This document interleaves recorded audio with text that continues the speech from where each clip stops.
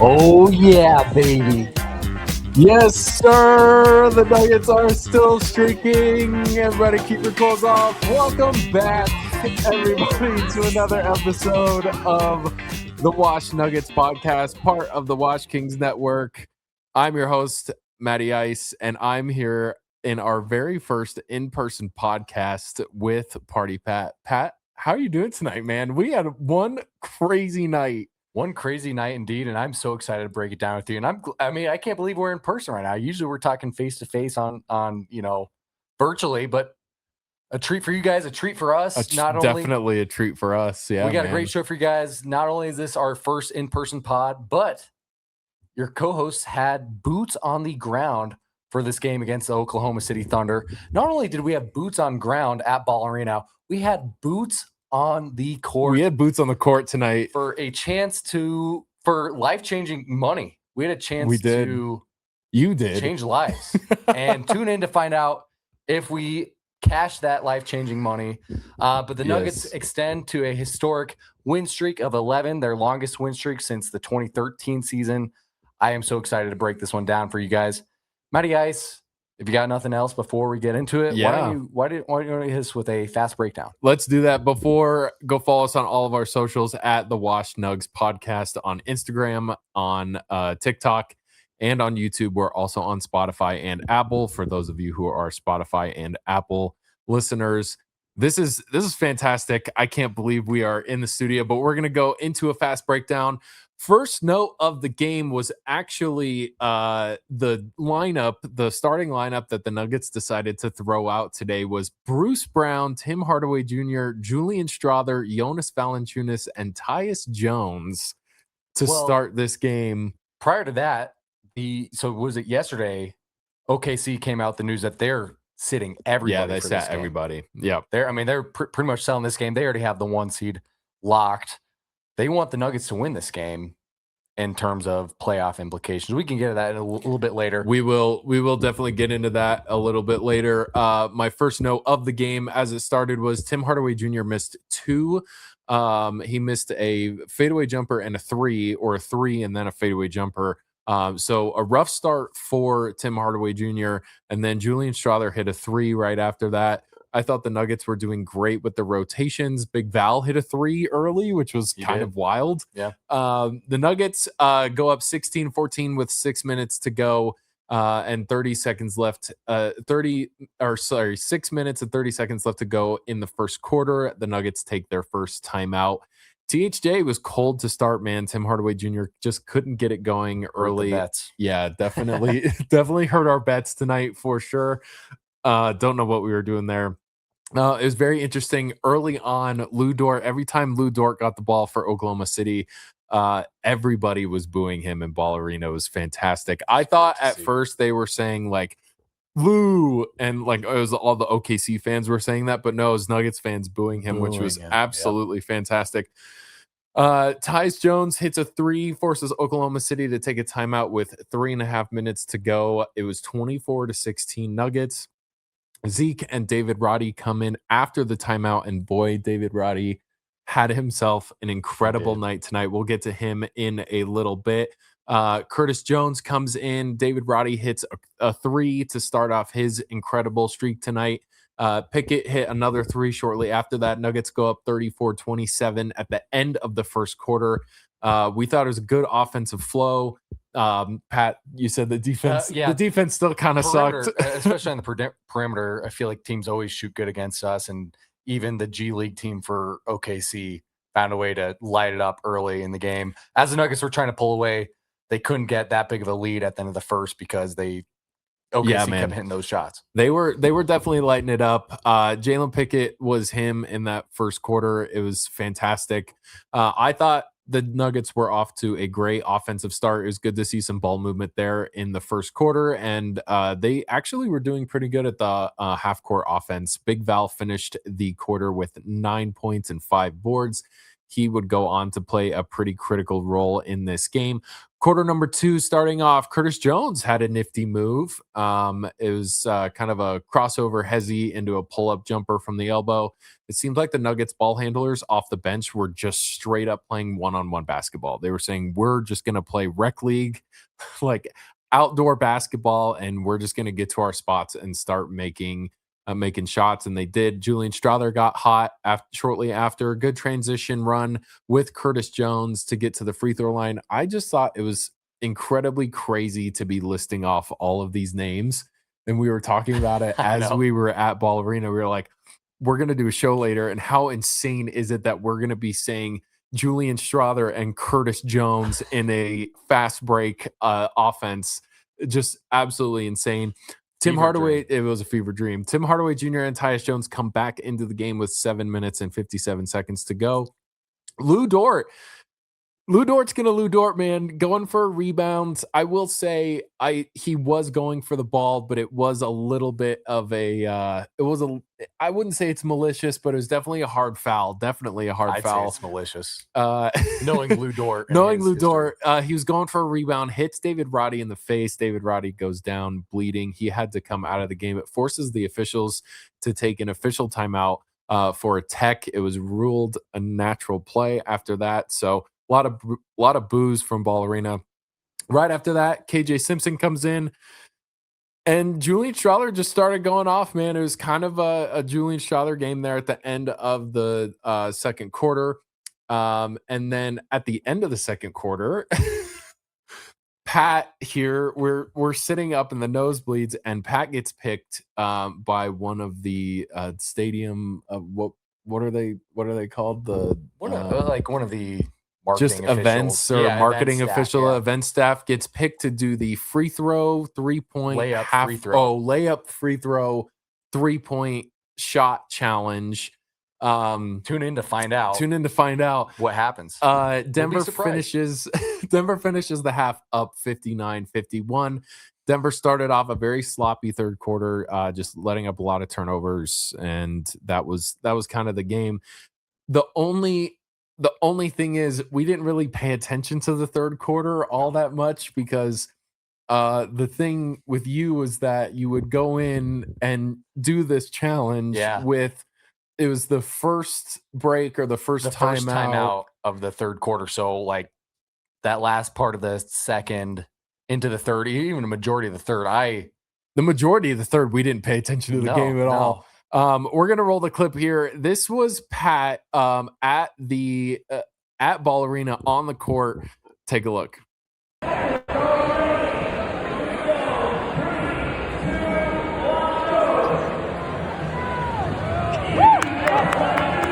First try, nails the layup.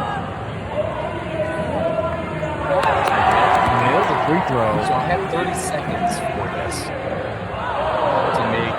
Barely missed the three on the first one.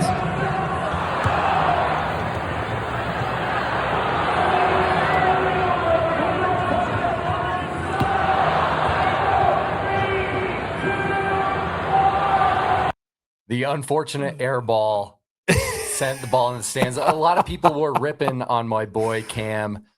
He was my rebounder for it, and it was my fault for airballing it, but there's crowd was giving the boos to the guy who's rebounding me. Yeah, I'm not too sure about that. I mean, I was filming from the nosebleed section, and I could see it all. He totally But here's the thing. He didn't go for that at the end there for sure. So I nailed the first two, and I was honestly more proud that I didn't embarrass myself missing a layup, missing another layup, making the layup, and then stressing out to make a free throw. So I made the first two in a row. Got a chance for a long, deep three. At least that's an understandable miss from a casual NBA fan perspective. If I made all that within the 30 seconds, I would have had a chance at the next timeout for one shot at half court for $25,000. Like I said, that would have been life-changing money. Would have been huge for me. I'm in between jobs right now and having fun doing this. I mean, it's not. It would have been paying any absolutely. Right now, it would have been absolutely insane. We start off the fourth quarter here when we didn't come down from the high at all, but we started paying attention to the game a little bit more. David Roddy caught fire. He was just unbelievable this game. Timeout, Nuggets were up 100-85 with 9:10 left to go. It turned into the David Roddy game. He had a turnaround jumper in the lane that I was just like, oh my God, who is this guy? OKC took another timeout with 6 minutes to go. Denver was up 111-90, and then the Nuggets closed out the win 127-107 at home for their last home game of the season. Pat, take us into our big takeaway. What do we have going here? We've been saying it this whole streak. Stay naked. The Nuggets are still streaking. The Wash Nuggets are still streaking. I still cannot say that with a straight face because that's so funny. I let that fly at the end of a couple episodes ago. I love it. The Nuggets have won 11 straight, fam. I mean, that's the most that they've won in the entire Jokic era, which is crazy. Absolutely crazy, because think about how many good teams there have been, and the Nuggets haven't won 10 straight since the 2012-2013 season, and they hadn't done all Jokic era until now. Now they're on an 11-game heater. Got a chance to go for 12 against San Antonio on Sunday night.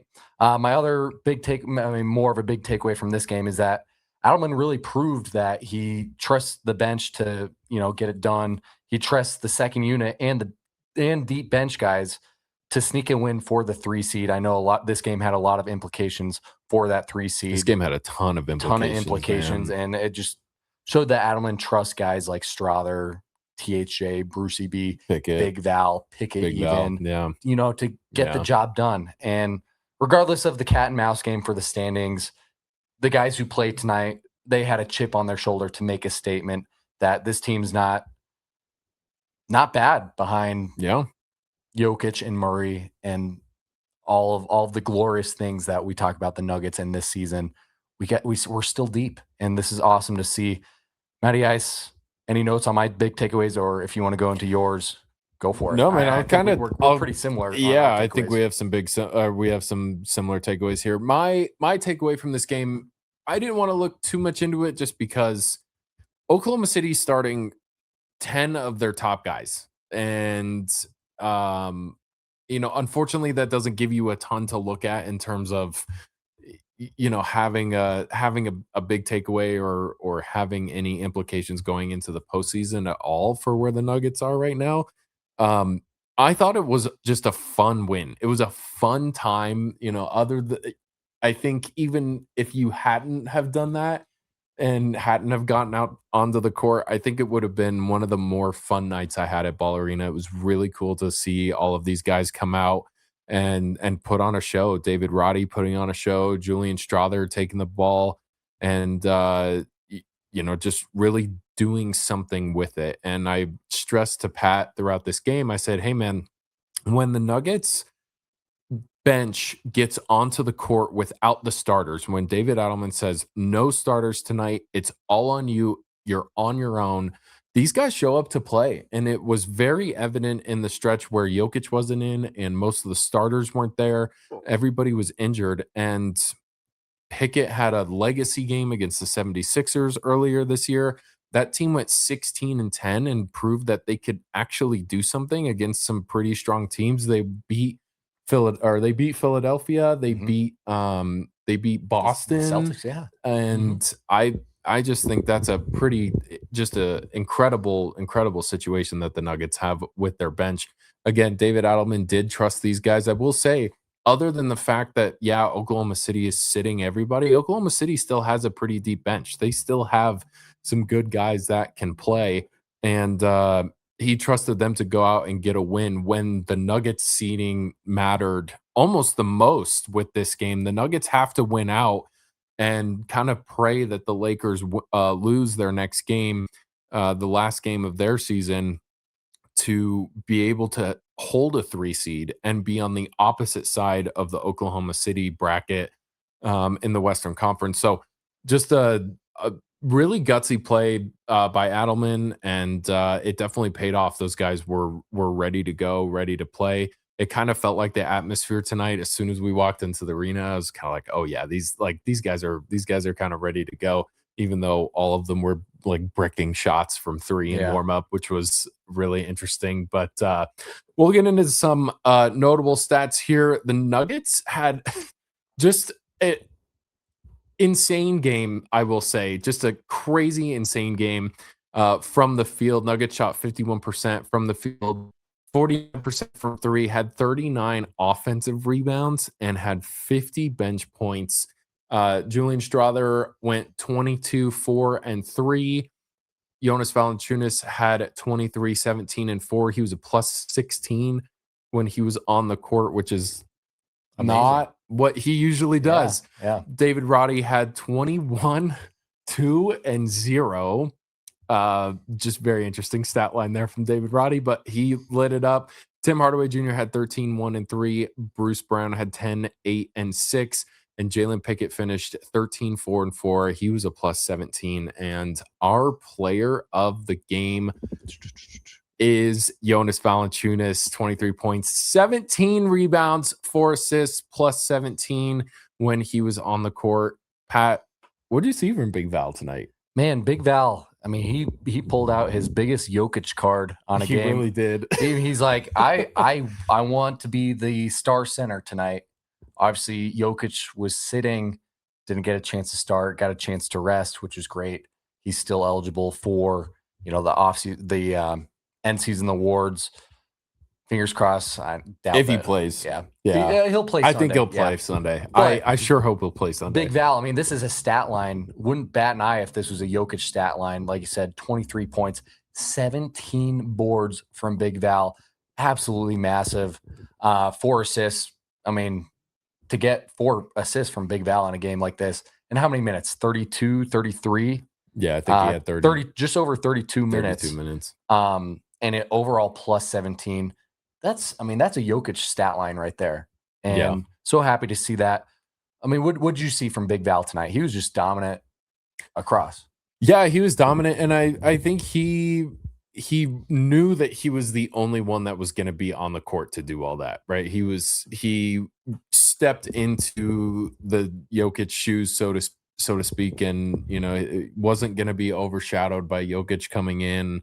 And this was part of the reason why I kind of lean on those guys and say, all right, as if you're David Adelman, you say, you're the guys, you are the starting lineup. There's nobody coming in to help you, and you guys have to figure it out. And they all did. And especially Jonas Valančiūnas. I mean, 17 boards is absolutely huge. Although OKC didn't really have a true center in there to kind of get in his way. But as a lot of people have figured out over the last couple of games when he's been in, is that he loves the smaller matchups just because he can bully ball his way inside. And he really showed that tonight. He can do that against not even starting lineups, but a regular bench lineup against a smaller, like you said, he loves to play that bully ball. This was a low pressure game for him he goes in there. Obviously, he knows that he'll be the starting center.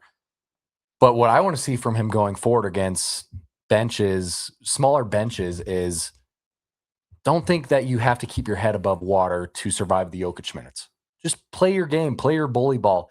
He even said before the season, one of my biggest assets is toughness. He just needs to continue to do that, and he'll have a stat line, maybe not as this high, but I mean, for him to get 10 plus points in a playoff game would be huge off the bench. He'll make a difference for sure. I think that it's just finding where to place him in those matchups has been David Adelman's toughest battle with him, is finding out where can I put Big Val, where can I put him.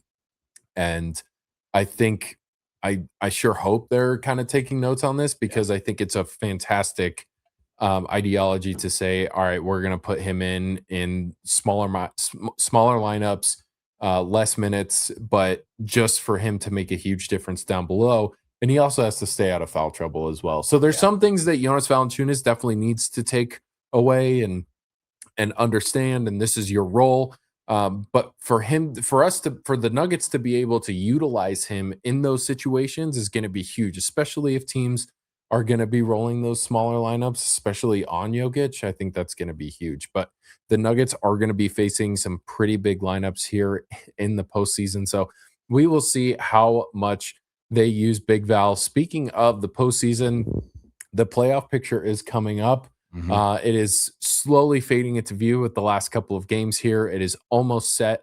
And let's get into some playoff picture stuff here. So the Nuggets before we do that, I do want to shine a light on Julian Strawther. I know we kind of went through his stats really quick. At least he like you said, he had 22 points, was a overall plus 10. But from three, he lit it up. He was 4 of 7 from three. Other guys shot really good from three. Had THJ was 3 of 9. Tyus Jones knocked down 3 of 3. Jalen Pickett was 3 of 6. David Roddy was 3 of 6. So a handful of guys to knock down not only a couple but 3 3-pointers was huge. It ended up being a total of 21 of 43 for an overall 48.8%. I mean, we know the Nuggets are one of the best 3-point shooting teams in the league. The starters have proved that, but now to see our bench guys and our deep bench guys to continue to prove that entity was just huge, and I thought it'd be great to shine a light on that. Did Deron Holmes take a 3 tonight? Deron Holmes, I would not be surprised. He 3-point. No, he did not. Oh, man. We usually get a Deron Holmes garbage time 3-pointer, but we do. Not tonight. But David Roddy, also got to shine a light on David Roddy. Shout out David Roddy, dude. 21 points. He was fun. He was so much fun to watch, man. We were sitting around a couple of guys that we sat with one guy who was a CSU guy. He does the announcements for the CSU women's team. Shout out that guy. We didn't get his name. We did not get his name.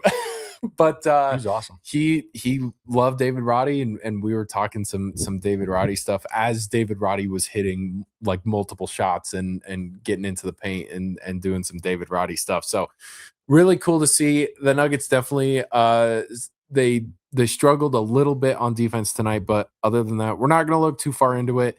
It was a deep bench on deep bench type of game. So let's get into our predictions for the last game on Sunday, which Pat will still be in Denver for. By the way, we are in Denver, Colorado. We did go to the Nuggets game tonight, obviously, at Ball Arena. So you'll still be here. We might do another in-person show. Not? Not? We'll see. But the cards fall. I'd be down. Yeah, I'm down too. Sunday, which is the 12th. Yeah. April 12th at 6:30, 5:30. I think it's 5:30. We're really prepared. The Nuggets are playing San Antonio for the last game of the season in San Antonio. It will be a very interesting one, to say the least, because the Nuggets still have to play for the 3rd seed. They are still not out of the thick of it yet, and we are going to assume that everybody will be playing. San Antonio might not. They have San Antonio wants to win this game. They do. They don't want us. They don't want us in their bracket. They don't want us. They don't want OKC in their bracket. So they're gonna as long as the Lakers win their next game, San Antonio's gonna give their best effort to give us a loss, so that we would get the 4 seed.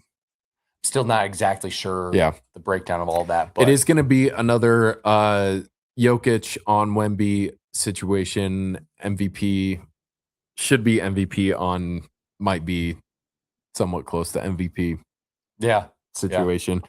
I still think Shea's going to win it. But anyway, what do you got for that game? Because I've got the Nuggets winning out, and I think your prediction was that they lose that game. I'll be honest. And I mean, the Nuggets are streaking, and this is my prediction, gosh, almost 2 weeks ago now, that the Nuggets would win out. I did have them losing the game a couple nights ago against San Antonio.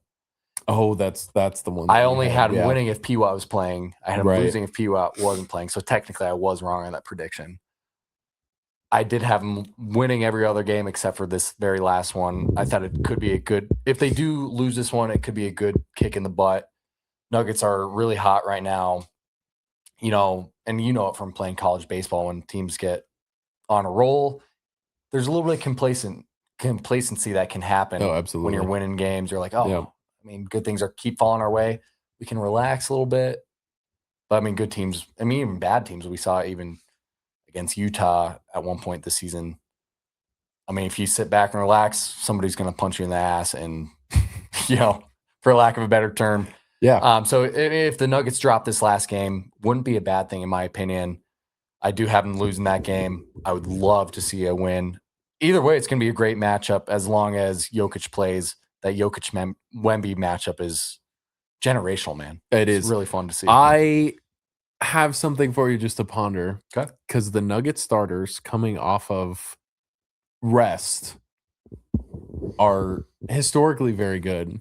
And the Nuggets starters will have, I think, 5 full days of rest by the time they play in San Antonio, because they did not play tonight. So something to kind of keep your eye on for that is that the Nuggets starters will have a ton of rest. San Antonio will as well, I believe.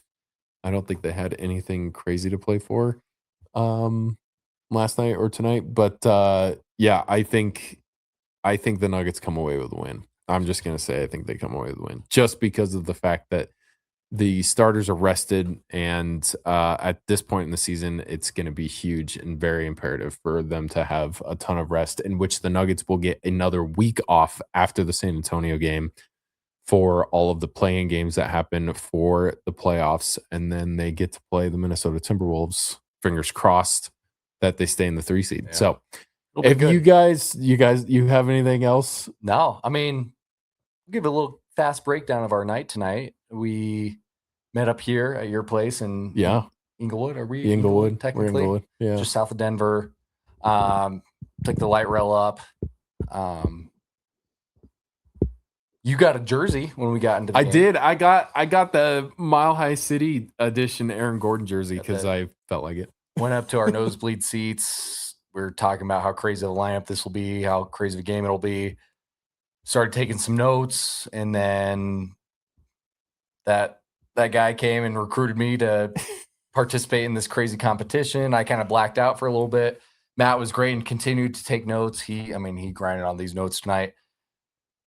We get back to the light rail station. Everybody's asking me, oh, by the way, I got some goodies. Pat has a show. We got some show and tell. We are running a little bit long, but bear with us because Pat's got some goodie bags that he earned from. Yeah, I got you, bro. Maybe. Yeah.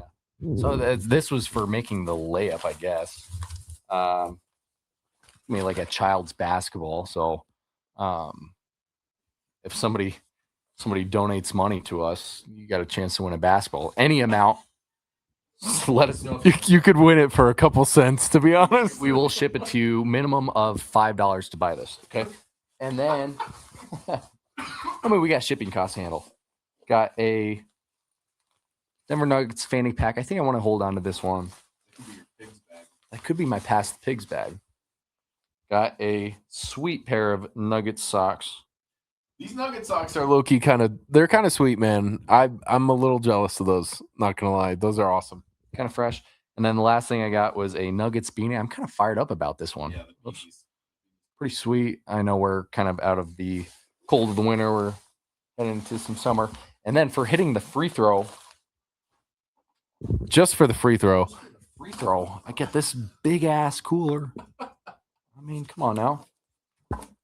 The guy next to us is nice enough to tell us to treat it with dry ice beforehand, but I really don't know. I think it works. I think the science of it works, to be completely honest with you. I just don't know where we're going to be able to find some dry ice to be able to treat it, but I'm not sure. I don't remember what they would have told me if I would have hit the 3-point shot. If I would have hit the half-court shot, well, we wouldn't even be on the pod right now. I'd be, probably putting a payment down on a house or something. we would have hit the bars afterwards. I'm sure. Yeah, I'm sure. For sure. But if you guys like this video, go like, comment, subscribe down below. Follow us at the Wash Nugs podcast or the Wash Kings Network on all the socials, including Instagram. And we are on Spotify and Apple and on YouTube. All those links will be. The links will be in the description below. And if you don't have anything else, we're gonna hop on right on out of here, man. Yeah, man. Great night, man. Great night, dude. Yeah, we'll see you guys on Sunday after the Spurs game. Hopefully the Nuggets come away with another W and make it 12 straight to finish out the season. Stay naked.